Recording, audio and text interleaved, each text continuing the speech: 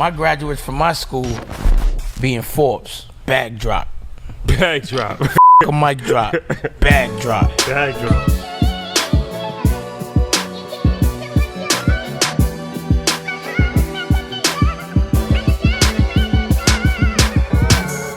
All right, guys, welcome back. EYL, this is a legendary episode. You notice the backdrop is different. A little different. You should have done that backdrop. You got to get a shot of that. Yeah, for sure. We'll take the picture there. For sure, We'll take the picture there. So, legends only. That's our motto this year. We'll call that this is the Legends Only edition. Yeah, we did a lot of legends. Mark Cuban, of course, the legendary Mark Cuban, Shaquille O'Neal. Absolutely. Yeah. Wow. Dwayne Wade. Wow. Gary V. Wow. Percy Miller. Master P. He was in town Saturday. I was supposed to hook up For us. Yeah, he was was down. Oh, is that right? Okay. So this is right in that vein. Grant Cardone needs no introduction, but I'll give him one. One of the greatest entrepreneurs of our generation. CEO of Cardone Capital, where we are right now. Very impressive studio and building. Thank you. Thank you for having us. Lights are bright here. International speaker, entrepreneur, best-selling author, 10X. I actually have the 10X book. I read Good, it that's years awesome. ago. Yeah. Real estate investor. 1.4 billion. Correct me if I'm wrong. What? I'm wrong. You guys just cut me for $900 million. Oh, man. Yeah, we're at $2.3 billion. Oh, Breaking there you news have alert. it. There you have it. The number just went up. I got to go kill myself at this point. Something just happened. This is the worst Sunday of my life. So 2.3 billion. Yeah. 2.3 billion in mostly multifamily properties. Yeah. Throughout the United States of America. Hosted the 10X conference, which is a huge deal. Yeah. I believe It is. It's true. And then are you the creator of Undercover Billionaire? No, I'm not the creator of it. I was the Okay. star this year, the second season of Okay. Undercover Billionaire for Discovery Plus. Okay. So you got to cut the hair off. Look just like you, man. People are like, is that Troy's in public. So, we can go on and on, but first and foremost, thank you for having us. Thank you for joining us. Appreciate it. You're welcome. Thank you guys for taking interest in what I'm doing. Yeah. And let's get you guys the throne. That's what we here for. Let's That's get what you we guys here the for. throne. I want this to be the #1 podcast show for business in the world. Your show. We're close. I'm going to do what I can to push you guys. 2 steps away. I appreciate it. So let's get into it. All right. I want to start with real estate, right? Okay. Because you have an interesting philosophy on real estate. Most of the time, we grow up, and most people, middle-class people, working-class people, Yeah. the home is their biggest purchase, Yeah. their biggest Yeah. investment, Yeah. thing that they, you work and you purchase on. You get equity, you can refinance, you can pass it down, all of this stuff. You say, the home that you live in, you should not buy. That's right. Your home is not an asset, That's right. but you have over $2 billion in real estate. So you believe in real estate, but you don't believe in your home. No, I believe a home is a place to live, right? Okay. It's a place to live. You want food, you go get food. You want a refrigerator, you want to keep your food cold in a refrigerator, you get a refrigerator. You want a place to keep your refrigerator? Rent the house. You could rent the refrigerator too. If they let me rent food, I would. I just want to use it. I just want to use it and move on. I don't want to be stuck there. Mobility, the ability to move, to go places on this planet, okay? Like if you look at Detroit, if you were invested in a single family home on the wrong side of Detroit in the last 20 years, you lost your money. Look at hundreds of millions of people in America lost all their equity, all their money being invested in 2007 and 2008. Still people underwater in homes. But what happens is, see the banks, okay, this is why like the system is so corrupt. Okay, and I grew up with a single mother, and my dad died when I was 10, and the house was paid for. They did the Grandpa Dave, Grandpa Dave. Y'all know Grandpa Dave, right? Don't buy a coffee. Okay, ride a bike to work. Don't use a car. And oh, by the way, the only thing you should borrow money for is a house. It's completely stupid. It's antiquated. It is literally, it's a corrupt system that is built to create. It's slavery. Because what happens is, once I buy that house, it's a 30-year mortgage. I'm 27 years old. I'm in that house. I could be in that house till I'm 57 years old. Okay? I should have taken that same 5% or 10%. Now it's 20%. And I should have taken that money and invested in myself in a business. Me and a business can move. It can move. It can grow. It can get big. A house can't grow. If it's 3,000 square feet, unless you're going to spend more money on it, it's not going to get bigger and you're never going to move it. And nobody's going to come to your house and give you money. No business has ever been done in a home. So some of your viewers are going to say, oh yeah, Henry Ford started in a garage and Steve Jobs started in a garage. Yeah, but they didn't get rich staying there. They left the garage. They left the garage to go build a business. And so all I'm saying to you, I moved 7 times, okay? Warren Buffett's had 1 house and 1 car. Mark Cuban's never going to say, I bought houses and that's how I became a billionaire. No, he invested in his business. He invested in his idea. He got better at his game. So to me, a house is a place to live, maybe raise my family, hopefully do a good job of doing that, you know, and it's a place to be protected, but I don't have to own it. I don't have to own it. I could rent it. And then every 14 months or every time the landlord's not treating me right, I'm like, you know what? I'm out of here, man. I'm going to go to a new deal. Maybe a new city, a new place. But your real estate journey, right? So you've gotten to this point of the billions, but it started at 15. And so I'm like, 15, what was that process like? Were you driving around looking for homes with somebody that was with you? And then what was that process up until getting your first home? I know it was single family. Yeah. Which you said, I'm never doing again. Yeah. So what happened was the first lesson I got was at 10 years old when my dad passed. My mom had to sell the house the next week. This was a home that was paid for in a good location, by the way, but she couldn't keep it up. She was worried about the maintenance of the house. She dumped the house. She did the responsible thing. She was terrified. She had no money coming in. And that was the day I learned about, I almost wore my cash flow shirt today. I should have. Cash flow is king, man. The ability to have cash coming in without me having to work. And my the cash flow got stopped because my dad stopped. Okay, my dad died, right? So she had to dump the house, cash in the life insurance, and start selling stocks that she had so she could accumulate cash and hold on to it. She became a hoarder because she was scared. A hoarder, right? She was scared, so she was trying to just hold on to money. We sold the house, downscaled. At that moment, I'm like, that house was not an asset. That house became a liability for my mother because she couldn't maintain it. Property taxes, electricity, utilities, and upkeep. She didn't want that obligation and that liability. Even though the house was paid for, she dumped it, moved to a smaller house. She should have rented. That's what she should have done. That way she wouldn't have been out any money and she had the mobility to move around the town as she wanted to. So I repeated that mistake when I was 28 years old because I was lazy. I took $3,000, bought a single family home. It was $78,500. It was easy to get the loan. I'm telling you, if it's easy, don't do it. The system is corrupt. Banks made more money on single family homes last year than all the owners of single family homes combined. They make 5 or 6% every year. As long as you have a loan, they make 5 or 6%.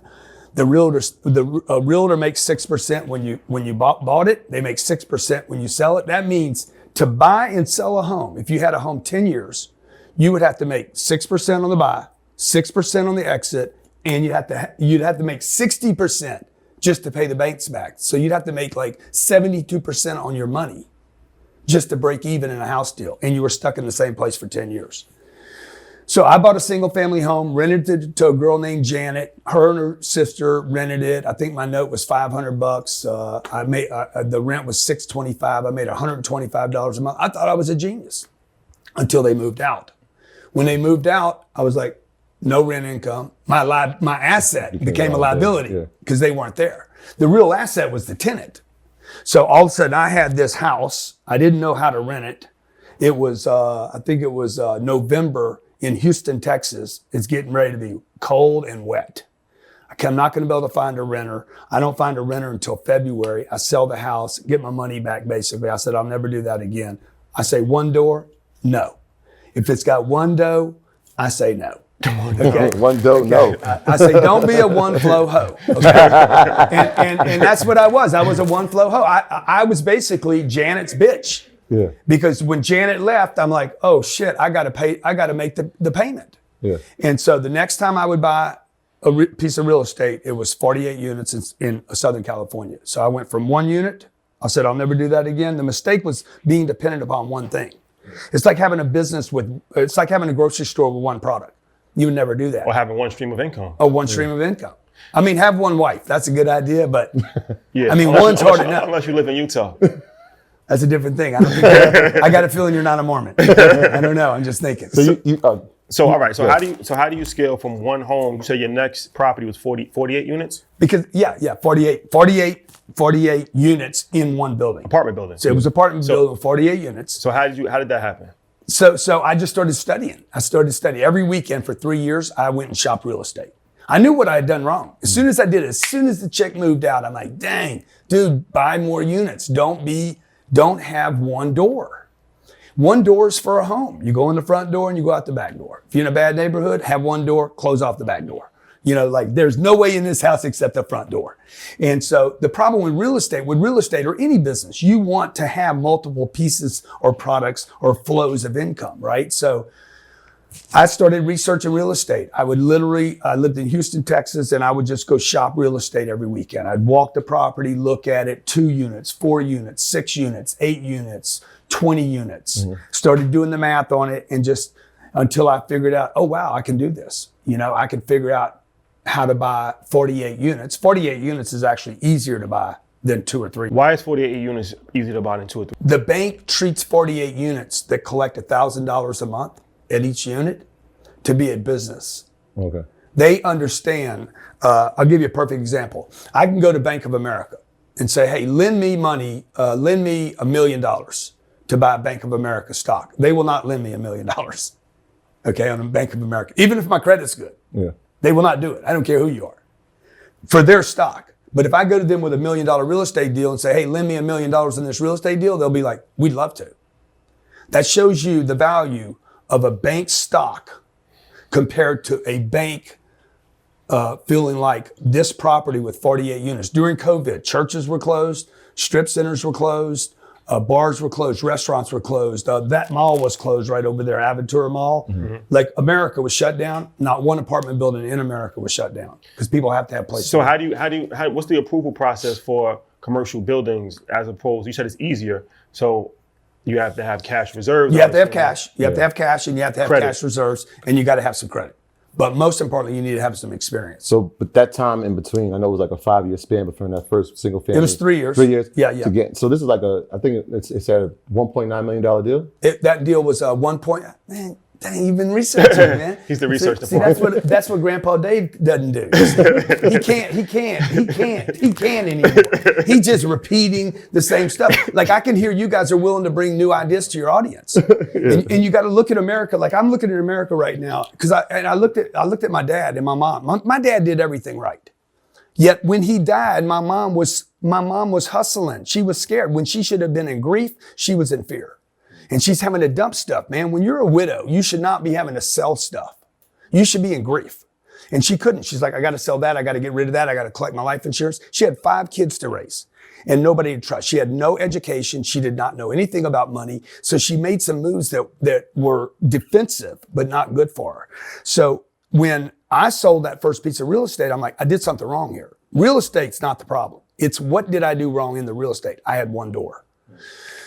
So I started doing the research every week. Back then, there was no internet where you go check, how do I buy 48 units, okay? So I started asking people that were in the game, tell me what I need to know. Tell me what I don't know. Tell me what's a good location. What is cash flow?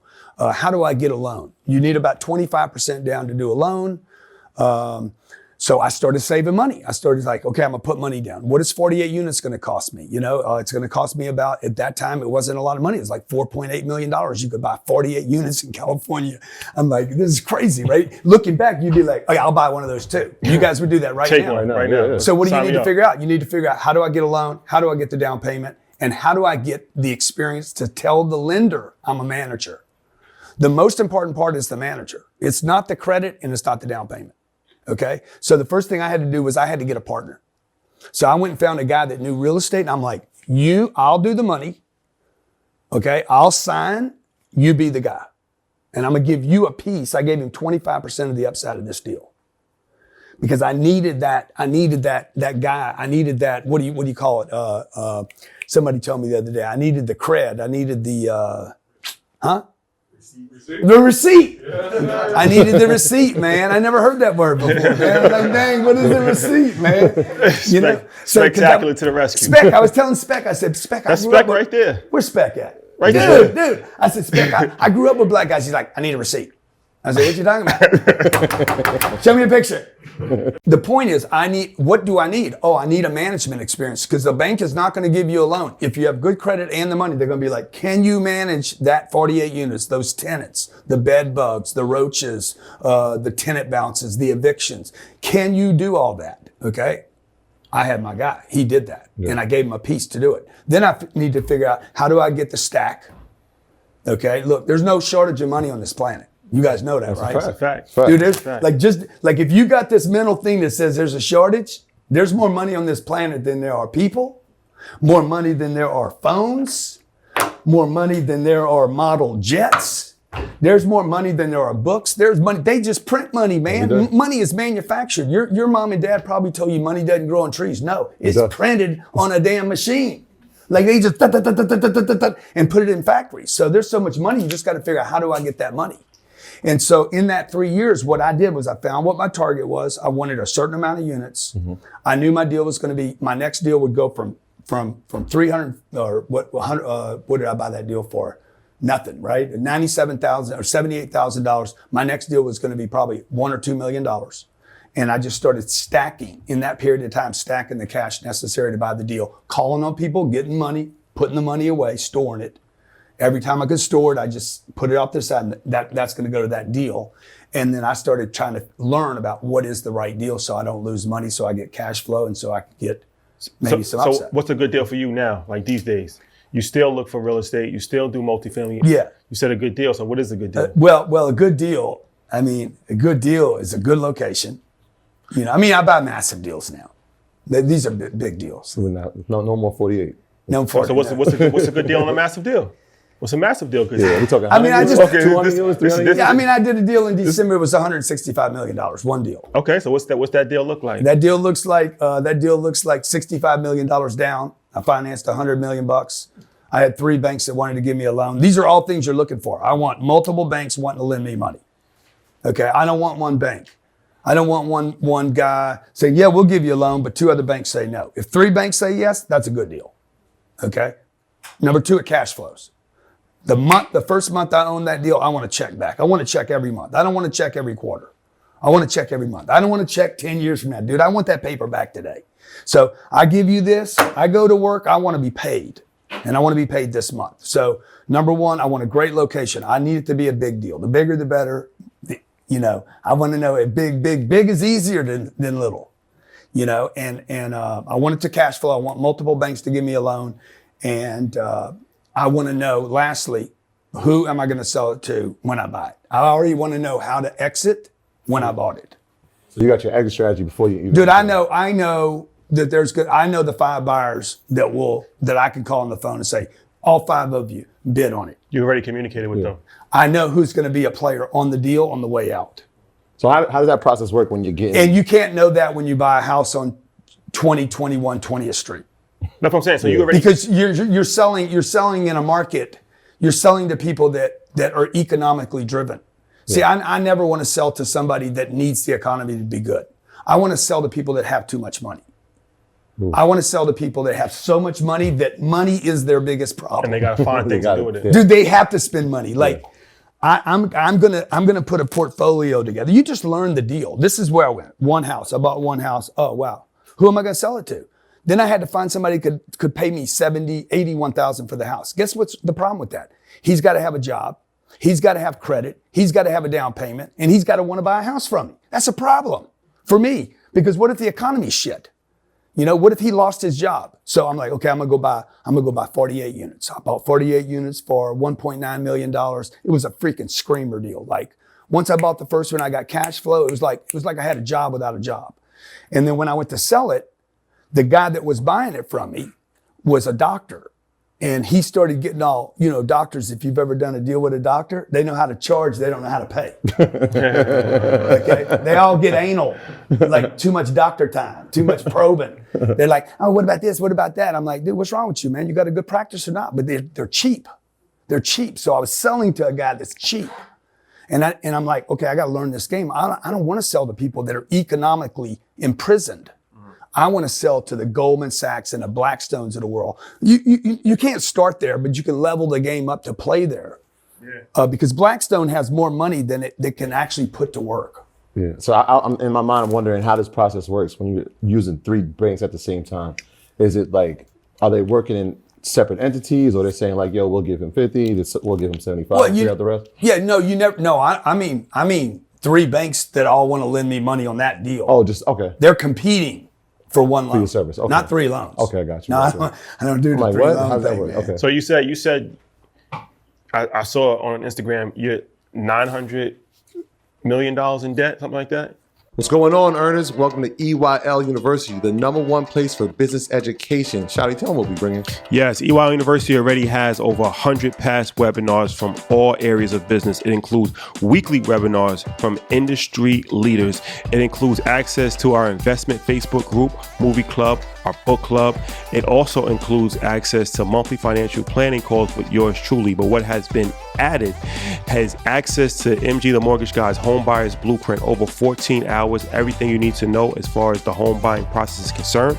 And also what has been added is access to our monthly group chat calls. Right. So once a month, me, Troy, and the whole team is going to let you in on our personal plays, our portfolio, what we're doing, and more. So all of that, we are running for a special promo code of 70% off for a limited time only. So head to EYLUniversity.com right now and take advantage. You know how this works. Don't wait. Don't hesitate. We'll see you on the other side. No, I'll probably have maybe one. Why you keep cutting me, man? Well, this is what you said. This ain't Grandpa Dave.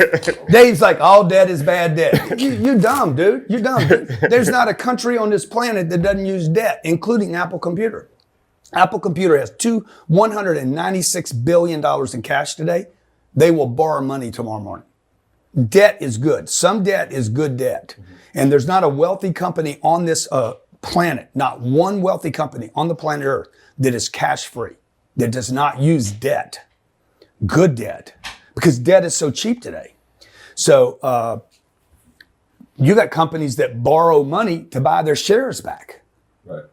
So Dave is just playing a little game. He's a little man. He's playing a little man's game. Okay, it's a little man. It's an old way of thinking, and it appeals to millions and millions of people that are like, I want to get out of debt. I want to get out of debt. I don't want to get out of debt. I want to create wealth, and the way to create wealth is through debt.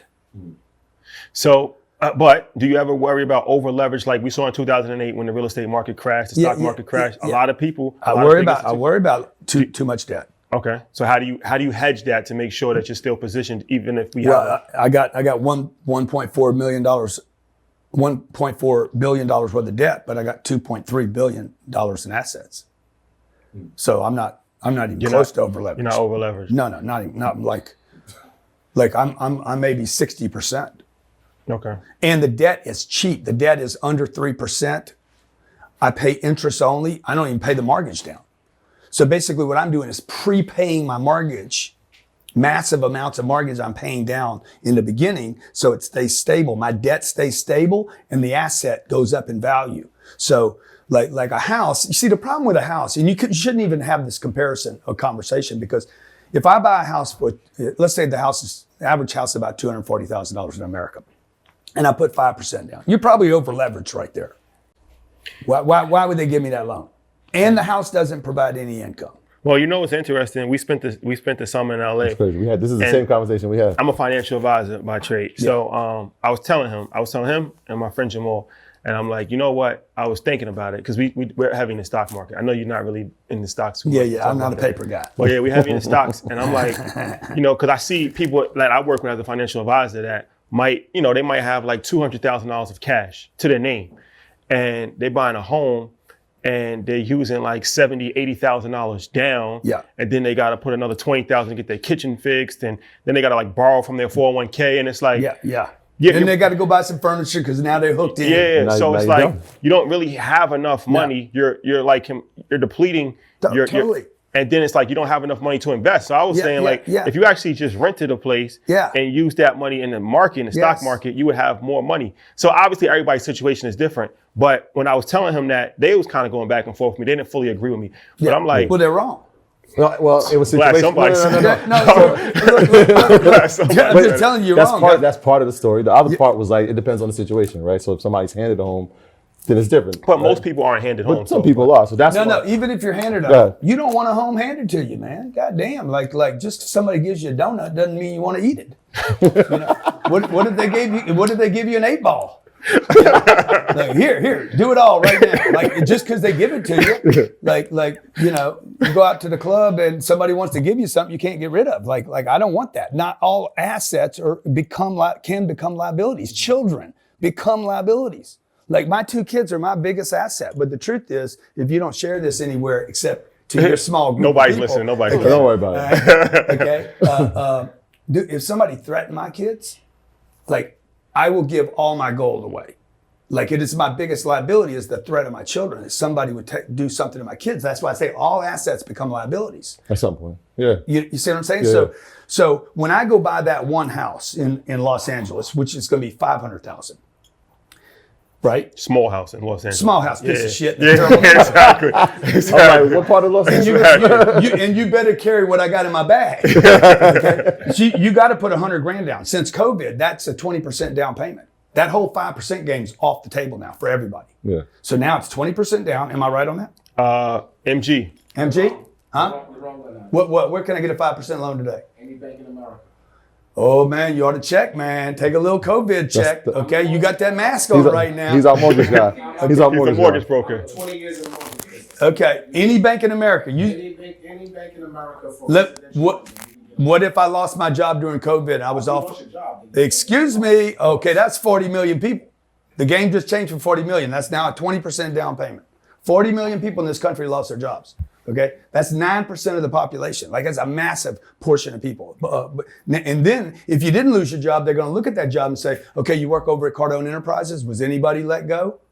Did you guys get cut? Like a lot of people got cut. The banks are scared right now. They're terrified of these home loans. So let's say it takes whatever number you want to use. You want to use $25,000 down, that's 5%, or it's $100,000 down.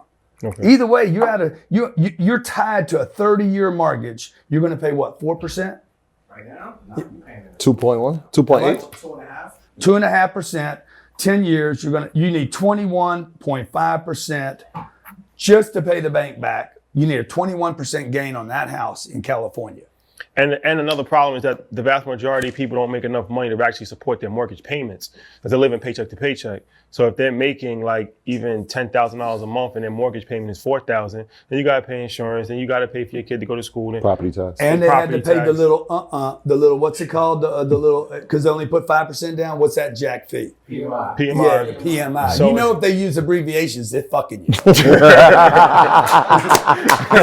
I'm just saying, PMI, you know they fucking you, okay?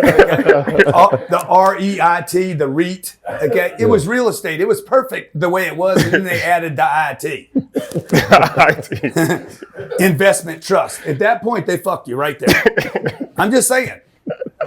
Every time they start doing the acronyms, they jacking you. Yeah. Okay? So I agree with a lot what you're saying, and I mean a lot of people have said like that's why you should buy multifamilies and have some level of cash flow, because if it's just a single family home, it's not really technically it's not really an investment. And like I said, for the vast majority of people, they're kind of doing it wrong and they're struggling and they're just like working just to pay their debt. Yeah. And if this is a good deal, by the way, if it's a good deal, then why don't you go buy 4 of them? Because you get the same loan. And then you got 4 people paying you rather than you paying it. So like, I mean, I could slice this thing so many different ways. If this is a piece of real estate, I'm gonna be limited on my interest deductions, right? To what, 700? 750. Do you know what my interest was last year on $1.4 billion? I don't even know what the number is. Too many zeros involved. But like, let's say I paid 3% on $1.4 billion. That was $520 million in debt interest payments. You can only write up to $750,000. Guess what I wrote off? The entire $520 million in interest payments. All of it. I want to put on a new roof? Fucking write that off too. I want to put on new doors? Write it off. Because it's commercial. You can't do that on a house. You don't get any of the gain. You don't get the leverage. You don't get the wealth game, and you don't get anybody paying your rent. All this real estate that I bought, I rent where I live. Right now. And people come over to my house, have drinks with me, and they're like, do you rent this or do you own this? Nobody asked me that. There's a party at. Okay. Nobody asked. So me. a nice place Nice you watch. Nice watch. Okay, nice watch you got. And by the way, I paid for this watch with real estate. Real estate bought this watch. That's a house right there. You know. And I'll tell you a little trick with money, man. I am the tightest and smartest dude there is on money. Like if it's not passive income, if I cannot buy it with passive income, I will not buy it. Like if I go earn money, 500 grand, I would never spend 500 grand. I take the 500 grand, invest all of it. If the investment can buy my Richard, I'll buy it. Okay, I have to be able to buy 2 of them. When guy came to me about the watch, he's like, it's number 10 or 15. I'm like, okay, hold on. I think I like it. Hold on, but let me check. Something about that. Can I buy, number 1, do we have enough passive income to pay for it? Number 2, can I buy 2 of them right now in cash? And number 3, do you still know this is stupid? Yes, I do. And number 4, dude, if you got 2 of those checked off, you could probably pull the deal off. Can I write it off? No, I can't write it off. Okay, it's stupid. Let's do it anyway. So is that where you came with the mentality? Like I read that you said, look, I always try to go broke. As soon as I get the money, I got to put it and dump it somewhere else. Cash is trash, man. Cash is trash. Cash is garbage. It is garbage. It is manufactured fiat. It's got a white dude with a balding head. And in God we trust. There's so many lies on a $100 bill. It's unbelievable. It's all lies and tricks and gimmicks and pulling on heartstrings and trying to get people to convince. Do you guys really believe God's got anything to do with this piece of paper? Huh? Come on, man. Please. We trading time for pieces of paper. All a bunch of, in God we trust, $100, the United States of America. What's it worth? You know, we printed 21% of all the US dollars in circulation today were printed last year. Not in the last decade, last year. So that dollar is, after last year, is worth about that. So this is trash. You lose it. The banks tell you to save it. Save it, man. Save the money. Save the money. As soon as you give it to the bank, they freaking push it out into the marketplace 97 times. So they got to keep 3% of their reserves. They push it out 97 times. They don't even do what they tell us to do. Right. Save your money. And then they tell us, buy a house. The banks are the ones that sold us on a house. Okay. You eat eggs and bacon for breakfast because somebody came out with a program that said breakfast is the meal of the day. And that saved the pork in the chicken industry and farmers around the country. We're being lied to every day, man. 76% of Americans live paycheck to paycheck, and most everybody is playing the game by the rules. Okay? It's like going to Vegas. That's when you get hurt. You're playing by the rules. Yeah. And you're playing by the middle class rules. Poverty's not the problem in this country. It's the middle that's the real problem. It's got 76% of Americans live paycheck to paycheck. They're buying houses, they're buying life insurance, they're dabbling in the stock market, they got IRA accounts and 401ks, bullshit, lie programs. See your money in 40 years. It'll be here for you when you get here. It's stupid, man. Yeah. It benefits Wall Street, it benefits the banks. So let me ask you this. You don't believe in the stock market? I don't understand it, man. It's Okay. it's just too complicated for me, man. Think so? It's like, look at all the acronyms, man. Too many tickets. God damn, man. There's a lot of trickery shit going on, man. I mean, if I open up Wall Street Journal and then you show me a picture of a casino, it looks very similar to me. Roulette wheel, Cracker Jack, poker machine, blackjack, $5, $10, $25. It's just weird to me. Like, they won't lend me money there. Like, the banks will not lend you money to. You can get a margin account. Oh, you can get a margin, but you had to go take a stake first. Or you can put some collaterals. Okay, now they want to pull it back from you. Okay, the whole thing about liquid. We all been taught stay liquid. Yeah. Is that really good? See, as long as you're liquid, man, I can get you back. What's going on, y'all? G.O.A.T Fuel has completely revolutionized the energy drink market. It's formulated with clean, natural ingredients and is the only energy drink to use cordyceps mushrooms. Cordyceps help your body use oxygen more efficiently and have been used in Chinese medicine for thousands of years. Not only that, it's been known to help boost the immune system and reduce inflammation. So if you're looking for an energy drink that matches your style and represents your hustle, drink G.O.A.T Fuel. only makes sense. Click the link below and use our promo code EYL20 to get 20% off. From one goat to the next. Cheers, family. As long as you're liquid, if you guys just open your minds a second and think, man, can this many people be this stupid? Like, can this many people be stupid? You're working your asses off. You do exactly what they say. I'm gonna save my money. I'm gonna buy a house. And we still don't get ahead because we're not making the wealth moves, man. Warren Buffett owned one house and one car. He took all his other money and invested, okay? Elon Musk, he cashes out of PayPal. Never owned a damn home in his life, okay? One of the richest people in the world. Cashes out of PayPal with $180 million, invests the entire amount in 3 businesses the next week, and then rented an apartment. Okay. And we're saying, yes, sir, Mr. Musk, let's go to Mars. So you just have to start, when you see this many people trapped, you can't say these people are stupid, okay? You gotta say, what's wrong? I saw myself for 20 years, from the age of 25 to 45, not getting ahead, okay? 2008 hit, and I was like, oh, what happened? What happened was I had played by the rules.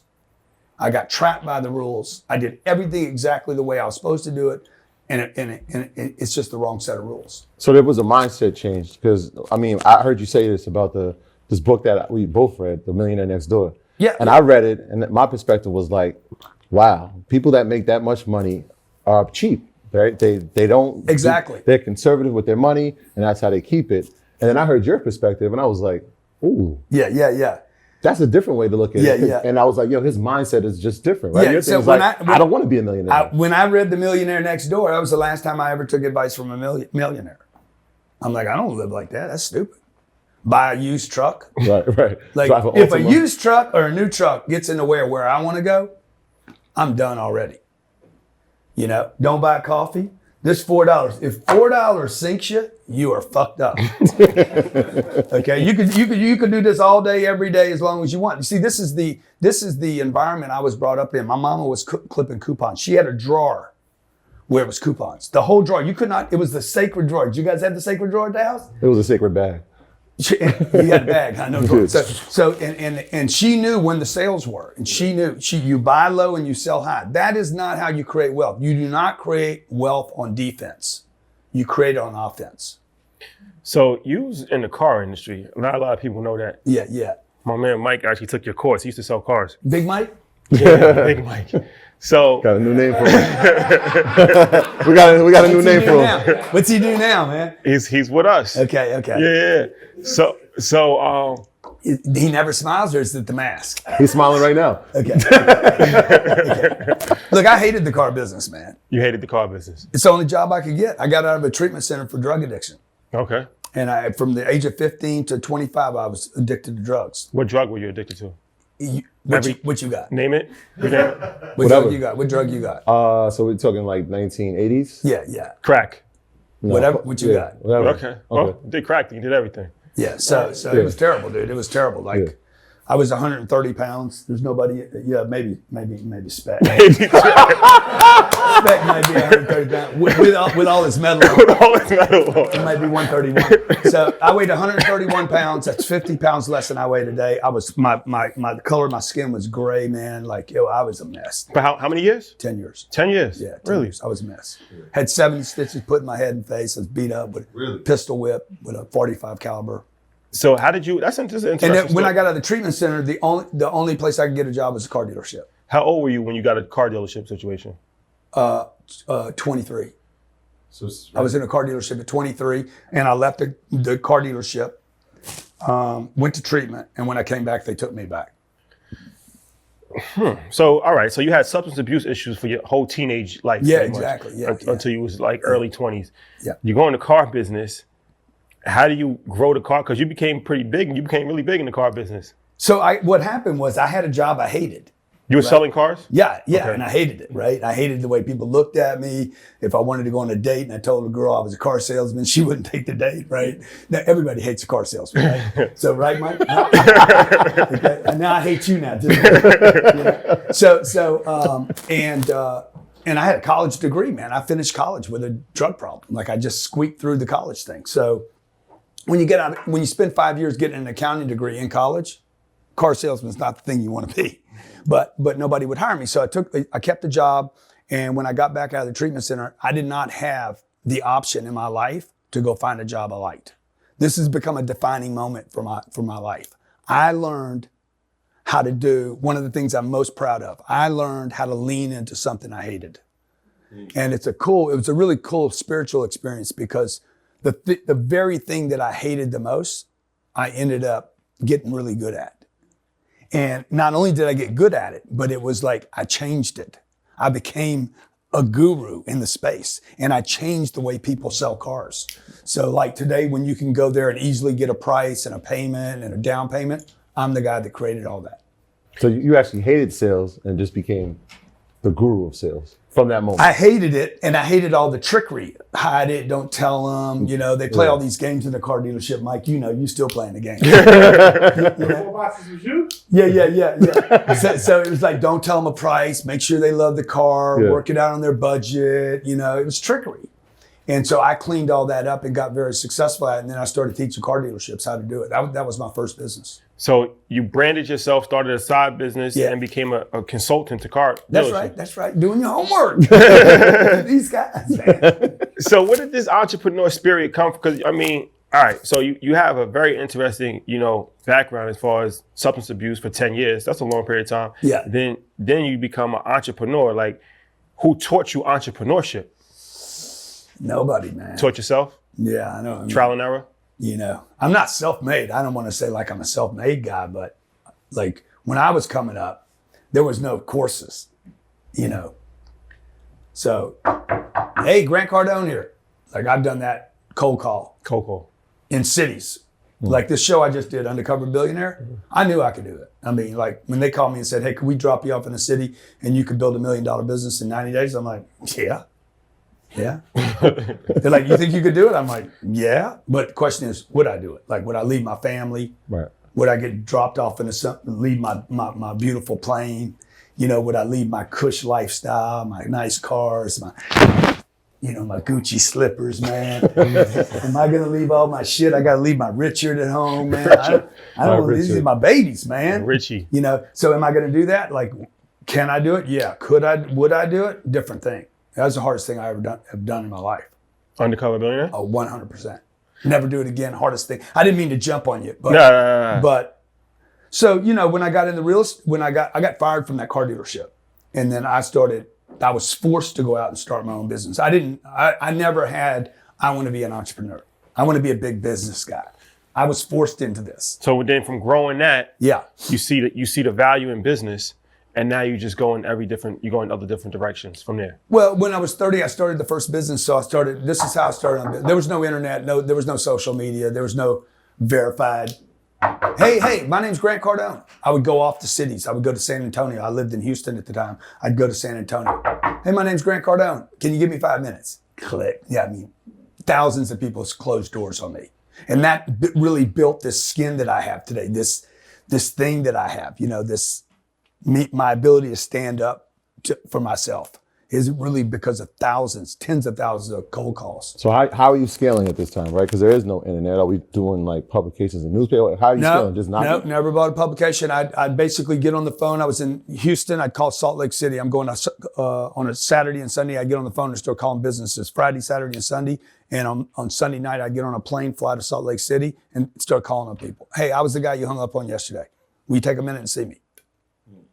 You're the guy, man? You're the guy that called back 3 times? Yeah, I'm the guy. I just flew in from Houston. I want to come by and see the guy that keeps hanging up on me. Damn, what did I do to you, man? Okay, come on in, son. I was 30 years old. And come in, I'd talk to him. I can help your sales department. I can show you something. Don't pay me any money. Don't give me any money. Let me just show you what I can do. Okay, man, go take a shot. And then that's how I started doing that 32 years ago. So who's the first business that you got that was the break? And it was like, you know what, this is the deal that's going to change my life. Dude, I was in Utah. I was about to quit. You mentioned Utah. Yeah. I was about to quit. You got me in the Mormons. Shout out to Utah. Shout out to I can't even handle one wife, dude. so I was about to quit because it was hard. It's one of the hardest things I've ever done is cold call businesses. If any of you have ever cold called companies. It's the worst thing in the world. I'm cold calling companies. And I didn't have a team doing it. I'm doing it. And then I would still go to the city and call on the very people that hung up on me. So, which was That's different. it's brutal. Because I'm thinking like at the time, you're still paying for long distance when you're making these calls. I was paying for long distance. True story, bro. It's crazy. Like I get a $200 bill, I was terrified. And had no money, no loans. It was all bootstrapped. And Utah was the 4th city I did. And I had a breakthrough, man.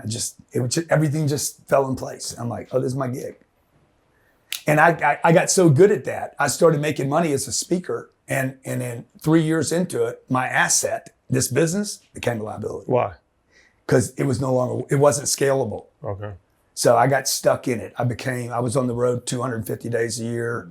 I didn't have a life. I had money coming in, but Couldn't multiply yourself. I couldn't multiply, man. I didn't know. You couldn't 10x. I couldn't 10x. Shit, I wasn't even thinking about 10x. I wasn't thinking. I was thinking about just hold on. Yeah. See, I was still financially illiterate because I knew how to get money. I didn't know what to do with it. And so I would just store it. I would just put it off to the side. I bought retirement accounts. I know he loves that retirement account shit. And I would get that.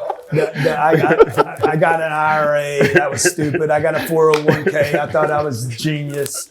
You know, it was so stupid, dude. So let me ask you this: taxes. Yeah, taxes. Taxes. My friend. This is what I'm good at. I know how to play this. This is what I want to hear, man. I've heard you say. Is this a Christian channel? No. Okay, good. No. Fuck the IRA. Okay. Tell him I said it. Tell him I said it. I think it's going to be in a deposition one day. I said it. Tell him how you really feel. I don't like them. So you said that. I'm paraphrasing. Yeah. Don't hate the player, hate the game. Yeah. You gotta don't hate either. Win the game. Yeah, win the game. You gotta learn how to play the game. Yeah. A clip went viral on Instagram talking about how you brought the plane at the end of the year. Yeah. Oh, you know all this, Come on, man. That's what we're here for, bro. That's what we're here for. So give us the game on how wealthy and rich people avoid paying taxes. Okay. So first of all, to pull this off, you have to accumulate money. You got to get money. You cannot do this without the bag. So I say, get the bag, secure the bag. Okay. And then you have to use the bag. You cannot just I made a reference to Pablo Escobar. He didn't know how to convert the bag. Cash became his cash by itself is garbage. Okay. The rats will eat it. The mold will get it. It's just going to go away. It's being depreciated every second of every day. The greatest tax in the world is inflation. It's a hidden tax. So it goes down in value, right? They just print more. So its ability to buy things goes down in value because the price of things goes up. So what I do with money, okay, every day I get an account. First thing I do when I get to my office is I look at my cash accounts. Okay. The purpose, this is what I saw today. Okay. You don't tell them, I'll show you. Okay. I see this. Okay. That's sitting in cash. Okay. I'm like, I have to convert this to an asset, not cash, because this will just continue to be taxed. Yeah. So there's a game in with the tax code. There's certain things that you can buy. A house is not one of them. A car is not one of them. There's a couple cars that you can actually write off if they're heavy enough. Over 6,000 pounds. Yeah. So that's why George Bush did that, by the way. Don't hate on George. Okay, he's the one that pushed that SUV through there because he was tied to Exxon. Mm-hmm. So they're like, please keep the SUV going. Incentivize it with taxes. And that's how they keep the game going. The 401s and the IRAs, those are incentivized, not for us. They're incentivized for Wall Street. Pay people an incentive to make sure they push their money to us. And we will own and control that money for 30 or 40 years on Wall Street, and they can hope and wait for retirement. I'm telling you, it's a scam. I'm not a conspiracy guy. It's just obvious, right? So there's certain parts of the tax code, when they write it, if you study it, that allow me to go do things that takes advantage of the tax code. This is one of them, okay? So that plane, if you can afford to write a check for that plane or get a loan for that plane's brand new $61 million, okay? So at the end of, what year was it? By the way, the IRS will see this, okay? Okay? Here it is. It's the truth. That's how big the code is, and that's how legal this is. So at the end of the year, I had this big major tax bill. My accountant calls me and says, look, you're going to owe X. I'm like, okay, what are we going to do about it? There's nothing you can do about it. I've looked at everything, the accountant says. Everything has been looked at. I'm earning my money. I'm like, bro, something can always be done about it. Like I've used this for 30 years. There's always something you can do about something. And the moment you throw in the towel and says you can't do anything, you just quit. So something can be done about it. So I start researching. I'm like, I could buy a plane. I could buy a plane, wipe the whole thing out this year, the following year, and in the third year from now. So I called Gulfstream up and I'm like, hey, you guys got a Gulfstream 550? No, we don't have any. They're sold out for 2 years. Okay, so called them a second time. You got a Gulfstream 550? No, we sold out for 2 years. Called the guy back in. Can you find me something? Come on, man. I got 14 days till the end of the year. He's like, Grant, if I could, I would. I want to sell you a plane. It's going to be 2 years. So I went to my COO. I said, wire them $60 million. Wire Gulfstream $60 million right now. She sends the wire, hits the wire, boom, they get it. I call Rick up. Rick, go to your accounting department. Okay, I've done this more than once to people. So call your accounting department and he's like, oh my God, nobody's ever done this before. Can you find me a jet, Rick? Hold on 1 second. Calls the president of the company. They're like, we found you a jet. They delivered that jet with 3 days left in the year. I wrote off the entire jet that year. So you wrote off $60 million? Yeah, off my taxes. I wrote off what we agreed on. Okay. Which was less than 60. Okay, less than 60. Okay, now the point of the story is if you can prepay into the future with assets, like last year, I bought millions of dollars of media for 2021 and paid for it in 2020 to reduce my tax bill in 2020 to zero. Media? Advertising. Okay. So like that show I did on Discovery, Undercover Billionaire, my ad comes in at 30 seconds. Okay. Okay, it's a 30-second ad. I paid them $1 million in December. So just for the whole I year? wrote it off for last year. Yeah. To reduce my tax bill. But you paid in advance for this year. And it's already paid for going forward. It's like if somebody wanted to run an ad on your leisure, they would just Dude, just dump it, man. They ought to dump it. Like in December, we start calling people, man, prepay for next year. So when you paid $60 million for this jet, Yeah. how are you using it for the next 3 years? Is it because of the maintenance of it? Or? No. So, I don't own the jet, right? The jet's mine. So what I'm doing is let's say my tax bill that year was 30 million. Yeah. My tax bill went to zero. Right. This next year, I still had 30 million left to write so do off it my twice. next year income. Gotcha. So the game is, just so everybody understands, like my job, my goal is to reduce my tax bill to zero or below every year. Okay. I don't feel bad about it. Anybody hates on me because I don't want to pay taxes, hate on me. I'm gonna figure out how not to pay these fools, okay?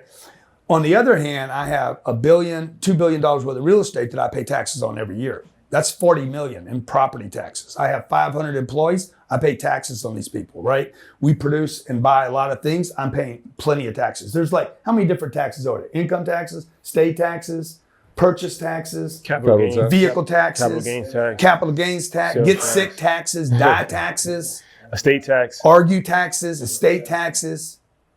Yeah. I'm like, every time I look around, they're trying to tax me.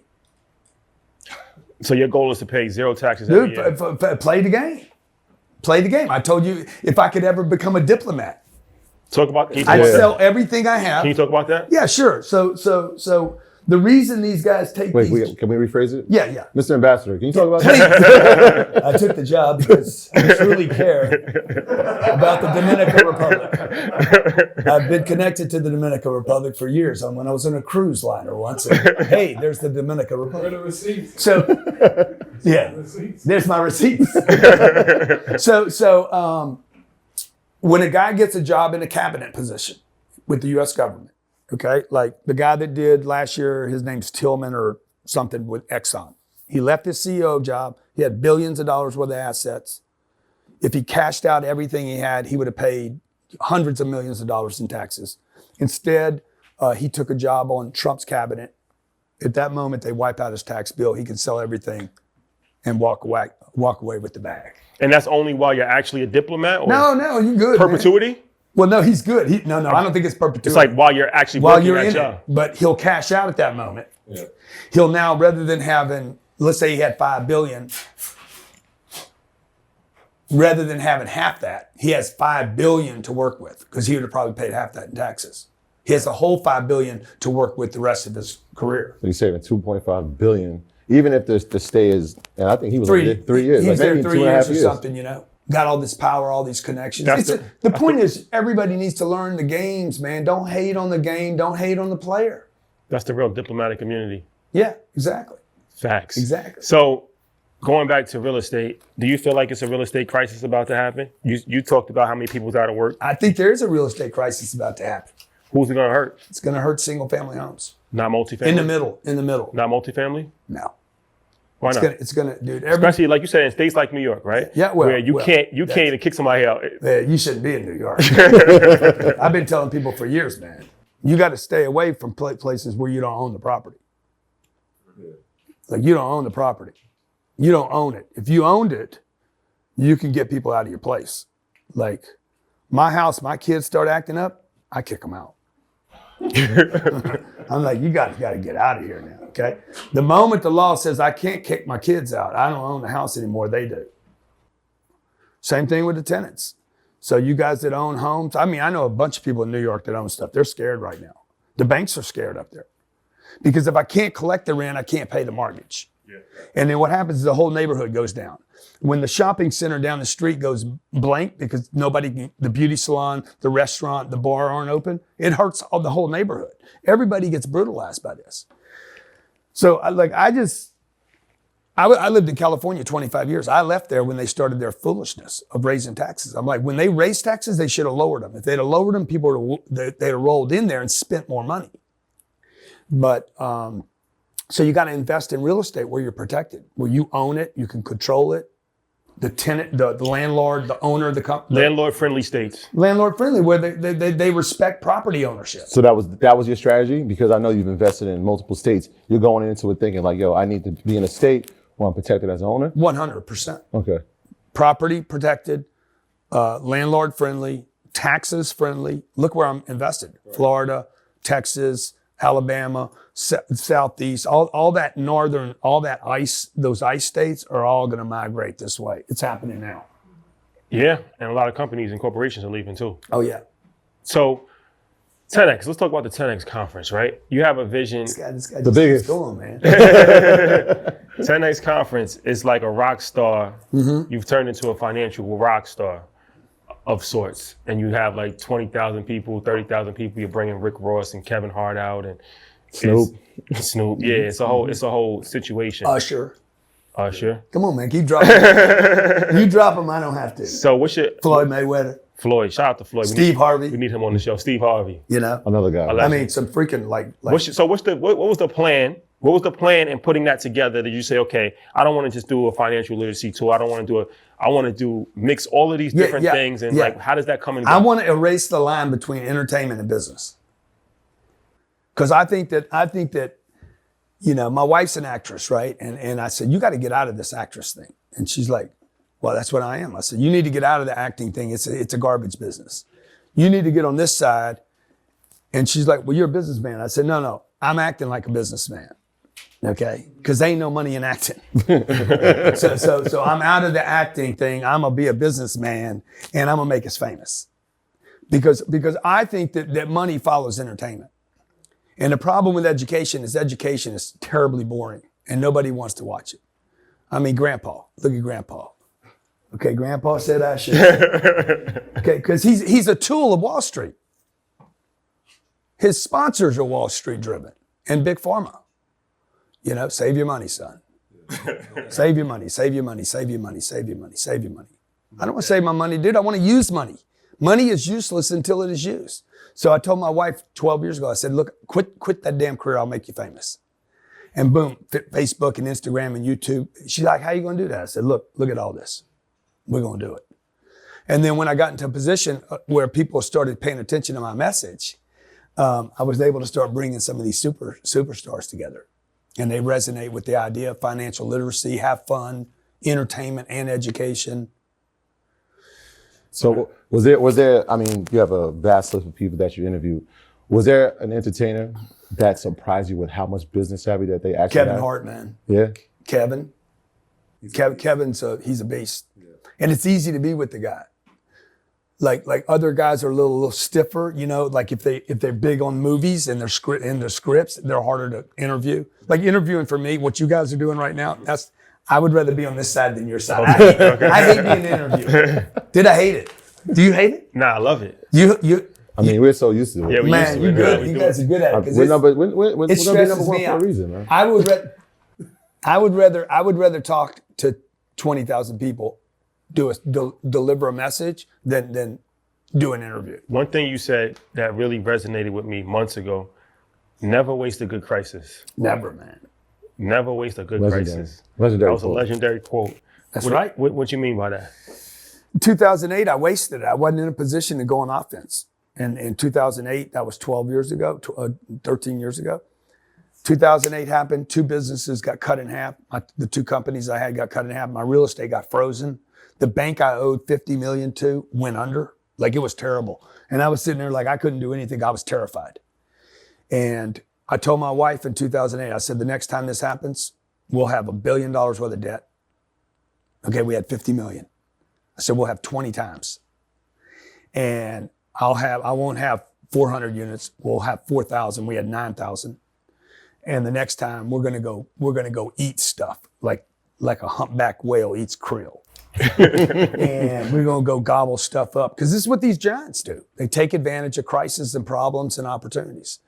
And so if you can't be on offense and you can't stay on the field, you can't win. And most crises send everybody back to the bleachers. And I say, go big or go Home. No, man, go bigger. Go bigger, go bigger. Never go home, man. Ain't nothing to do. Home is when you had your ass whooped. You're like, I'm going home. Shit, I had my ass whooped. I'm going home. Mama, love me.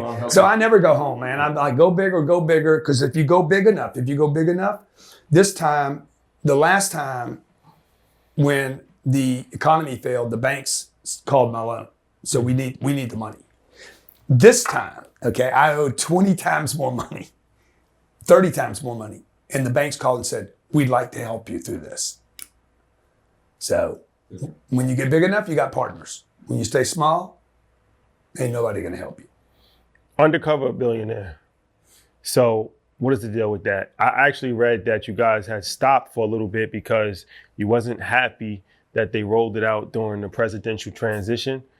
Is that true? Well, there's a lot of things I'm not happy about. Okay. So me and Discovery have been fighting since the get-go, since February last year. Okay. So, Not really feeling that situation. I mean, I'm feeling it, but so are they. Okay. So they're like, God damn, man, this guy's loud. So look, 4 days into the shoot, I got dropped off in a town called Pueblo, Colorado.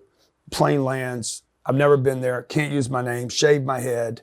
Look like you. Had a beard, growing out a beard, a little bit of gray in it. Yeah. They dropped me off in a town where the average income, I think, household income is $24,000. Like, the town's beat up. If any of you saw the show, they dropped 2 girls off in Tacoma and Fresno. They dropped me off in Pueblo. You look at those 3 towns from a satellite image, you're like, I don't want that one. You can tell what Pueblo is. There's nothing there. So 4 days into the deal, I hit the ground. They give me $100. They said, what's the first thing you're going to do when you get to town? I need to go to the bank. They said, why? You only got $100. I said, I know, I'm going to get rid of it. And they're like, what do you mean? I said, I don't need this $100. I'm going to get rid of the 100. I want to go to 0 as fast as I can. Number 2, I need to go work out. I need to go to a gym. They're like, why would you go to a gym? I'm like, because there's people there. And I need people because I don't have any money. And the third place I'm gonna go to is a businesses for sale. That's the first 3 things I did when I got to the town. For the next 4 days, you guys don't actually see it because of the way they cut it. On the 4th day, Discovery has a mandatory meeting with me and says, hey, on the 4th morning, they said, you had an appointment this morning at 9, we're holding it off. We need to meet with you. And they get on this Zoom call and they're like, look, if you continue like this, we're gonna pull the plug. So you was just going rogue, AWOL. Dude, I was going crazy, man. They're like, look, you're putting people in danger. The crew hates you. People are fighting. We've already had 2 people quit. I'm like, so? Well, what the fuck? So why are we having a meeting about this shit? And they're like, what do you mean? You don't care? I'm like, look, a month and a half ago, I had a meeting with you guys in LA. Okay, I sat across from the president of Discovery. Okay, and I had a bag just like this. Oh, God dang, really? Okay, I had a bag. My bag was only my bag only weighed 53 pounds. Because that's what $1 million weighs. I got $1 million on this shit. Whatever it takes. I ain't losing my damn Whatever bag. it takes. I ain't buying these motherfuckers cars. I don't even like these people. So we've been fighting now since February, shooting that show, and we're still fighting. So What's happening right now is they pulled it off of TV, partially because their capital was burnt down. You've made no secret that you've taken losses before. Yeah. And perseverance is obviously one of your best traits. What is, I don't know, and maybe you can answer this. Is the perseverance something that can be taught, or is you have to learn these lessons as actually going through? Dude, if I quit, then I got to start all over again. Like, I just do the math on quitting, and if I quit, I got to start. Like, you can't really quit. There's no way to quit the game, and because the moment you quit, you just got to start over again. Like, if you quit a marathon and you wanted to finish one, you're going to be sitting there the whole time thinking, I quit. Yeah. And so I wanted to quit Undercover Billionaire for 90 days, every day for 90 days. Call my wife every day. I'm quitting today. I'm done. She's like, you ain't quitting. Come home. She's like, you ain't quitting. You got to do this. You got to prove to people. You got to prove to people that you can do this and that they can do it. And, the idea that you need money to make money, it's not true. You just do not need it. And I literally, that $100, I never spent the $100 the entire time. I was going to ask you, why did you go to the bank? What did you do? You said to get rid of the 100. So how'd you get rid of it? I said, deposit it. Oh, got to start a checking account. So you just didn't want the temptation of having the $100? I don't want the 100. I don't want to be a manager. I got $100. I'm going to be him. I'm going to manage $100. I don't want to watch. I got to manage it. I mean, the best thing about that show was I didn't have my stuff with me because you don't have to manage it. I didn't have my plane, didn't have my watch, didn't have my credit cards, didn't have cash. Dude, all you got is you. And when all you got is you get to meet you. I got to meet all of me, okay? I had a different name and I had my head shaved, but I got to meet my courage, my commitment, my creativity, my persistence, my no quit. Like, I'm a beast when you put me up against the wall. One last question before we wrap. What's your strategy on marketing? Because you branded yourself. You've done a great job. Yeah, thank you. And you put out content at a rapid pace on Clubhouse all the time now. Thank you. So what is your content strategy? What's your strategy on marketing? The story that I told you about Nancy is a marketing move. Okay, it really wasn't about discovery. It really wasn't about the $1 million. Okay, it was a marketing. To market, you have to have stories. And so what I do is I create stories. There's a story, man. Filling up Miami Marlins Stadium, I put 34,000 people in there on Super Bowl weekend 2017. People are like, why would you do that weekend? Because I know what I'm doing, dog.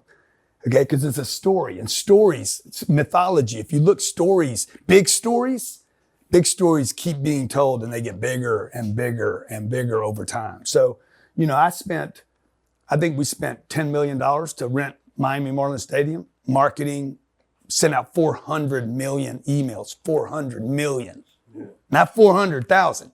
400 million. 400 million emails in 1 year to a list to fill that stadium up. On Super Bowl weekend, Steve Harvey came and spoke and he's like, dude, who are you, man?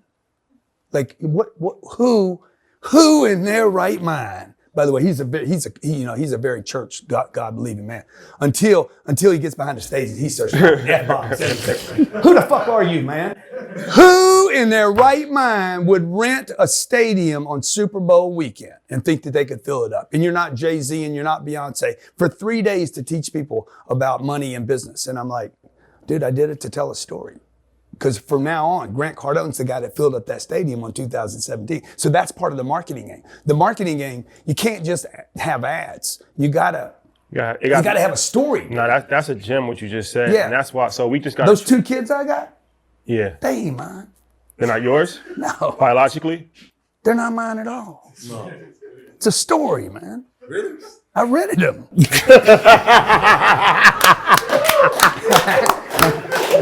I'm about to say, your daughter is like a natural. These guys went.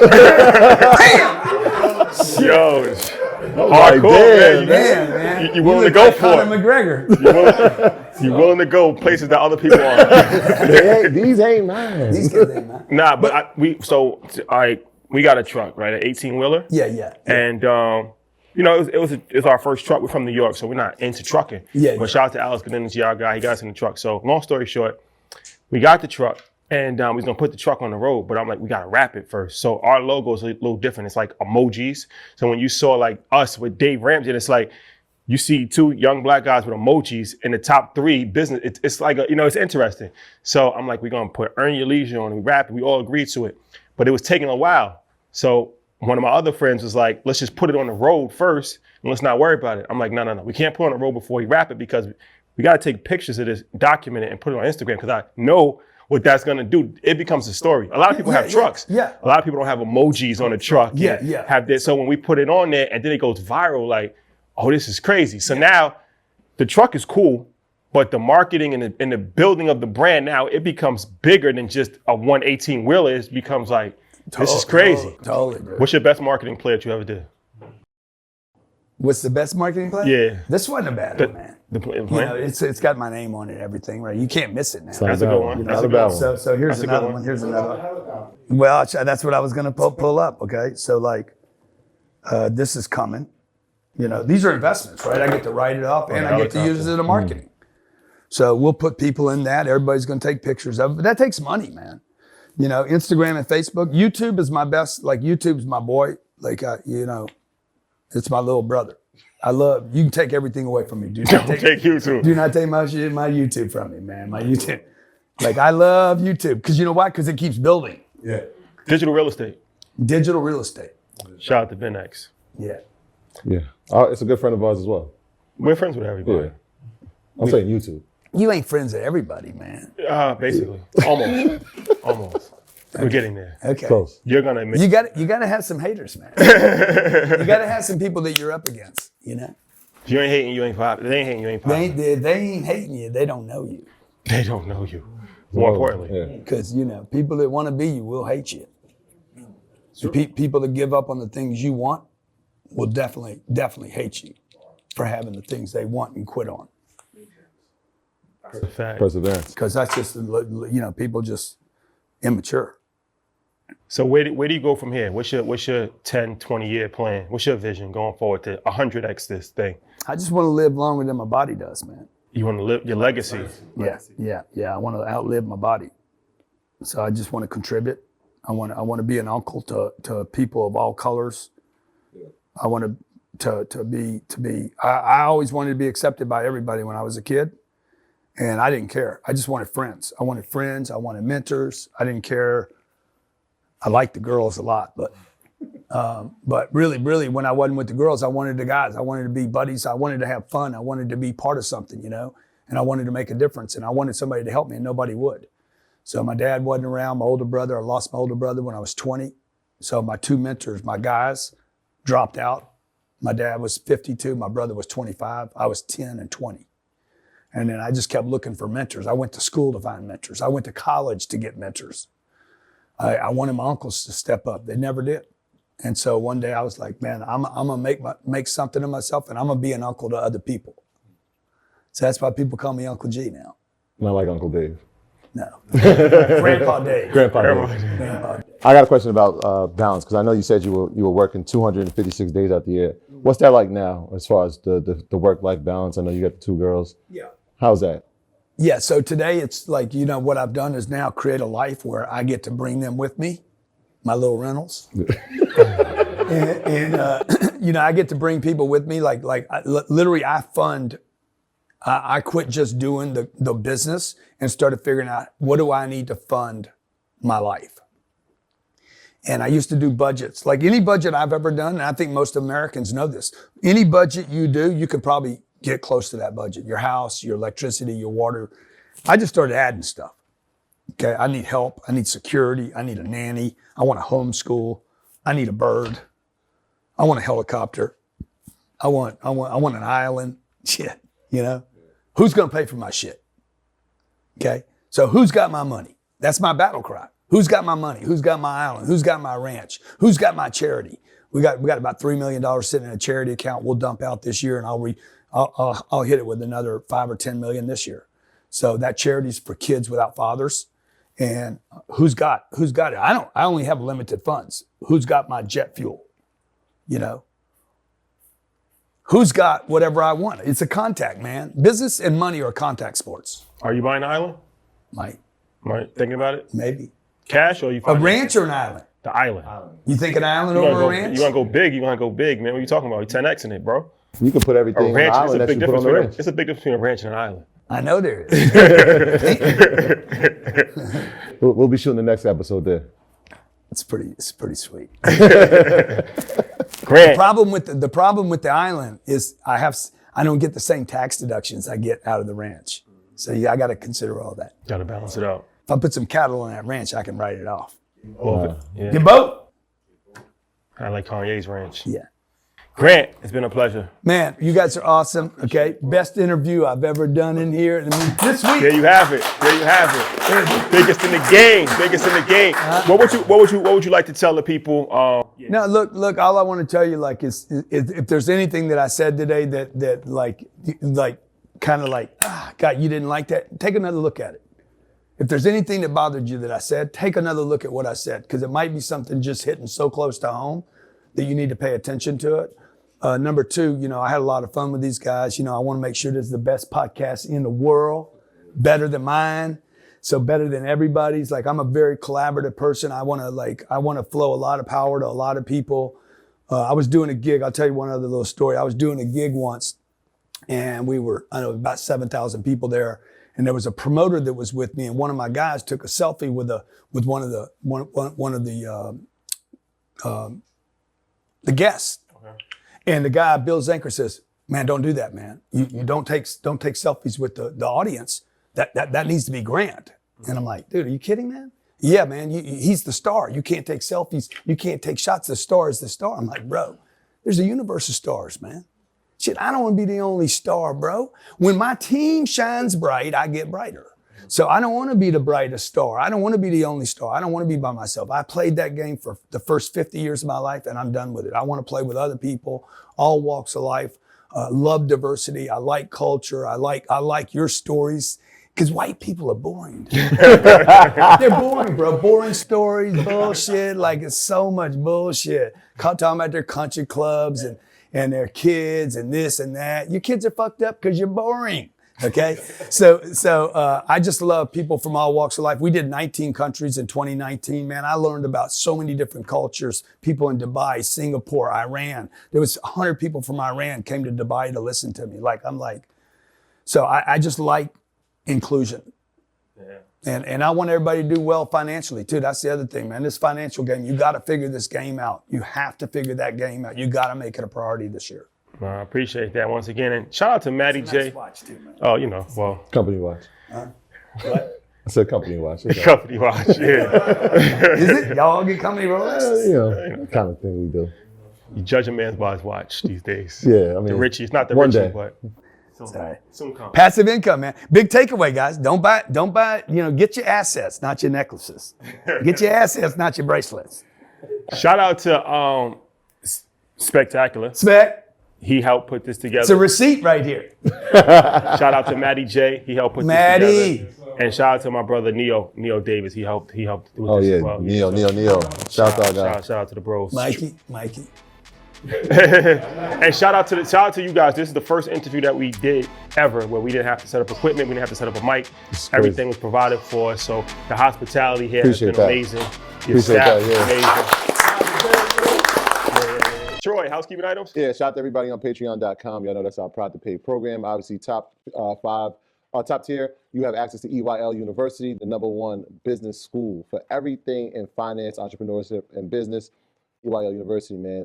We are proud to have all our earners, man. The space has been growing, and we greatly appreciate you. And shout out to everybody that's supporting the merch. Shout out to our merch team, too. Shout out to Bam and Smitty out in Atlanta, handling all the business out there. And yeah, man, everybody that's supporting the merch. And thank you for being so patient with us. Yeah, I know there's been some delays, but again, thank you for being so patient. Everybody's gonna get their order. All orders will be fulfilled. We greatly appreciate y'all. Yeah, EYL University, the biggest. EYL's the biggest. The biggest. Thank you guys for rocking with us. We'll see you next week. Peace. Thank you, man. Appreciate it. That was great. Yeah, appreciate you. My graduates from my school being Forbes, bag drop. Bag drop. A mic drop, bag drop. Bag drop.